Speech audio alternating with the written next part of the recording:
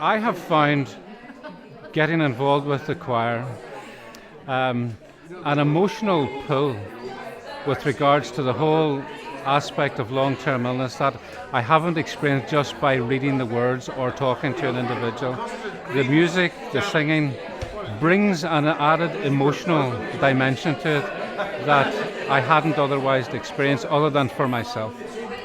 Now, I wanted to start by saying that this is a project about the most complex thing in the known universe. And the great thing about that is we've all got one. You've all got one sitting on your shoulders. It's about the human brain. And what stroke tells us about the human brain is really interesting. It's a kind of a learning process that helps us understand who and what we are when certain things happen to our faculties and our ability to function rightly or wrongly in the world. And I also would like to say something about the word stroke.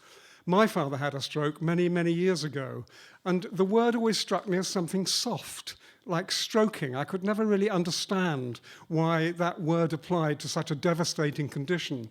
So a few months ago, I looked up the etymology, the word history behind the word stroke.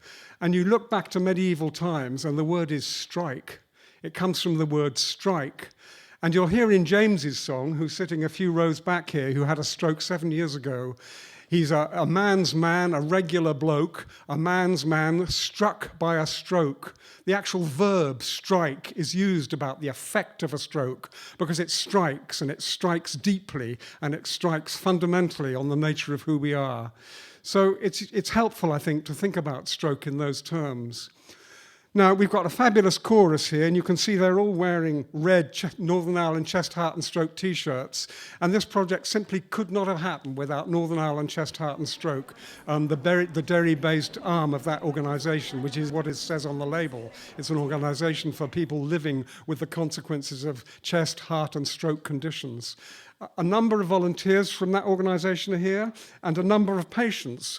This is what we call a stroke choir. When I raised the question of us having a stroke choir, people said, "What do you mean?" And I said, this is a stroke choir formed by people who've had stroke or are connected with stroke, either as carers or as volunteers, encouraging them to sing and find voice about a condition that is renowned for the way it silences us, really. Because out here, all among us, there are tens of thousands of people who are kind of living with the consequences of stroke. When one has a stroke, it's all action on the wards of the hospital at the time you have it, with the physios and getting back to normal. But the great travesty of life is that when you get home, a lot of people find they have to fend for themselves and make their own lives in totally different circumstances. These 12 songs that you're going to hear today are very much about the life that people lead after stroke, how to rebuild that life and what happened to them. I'd like to say thank you to Sarah Murphy, who's leading our chorus and our choir today. She's been pivotal in all of this. Thank you, Sarah.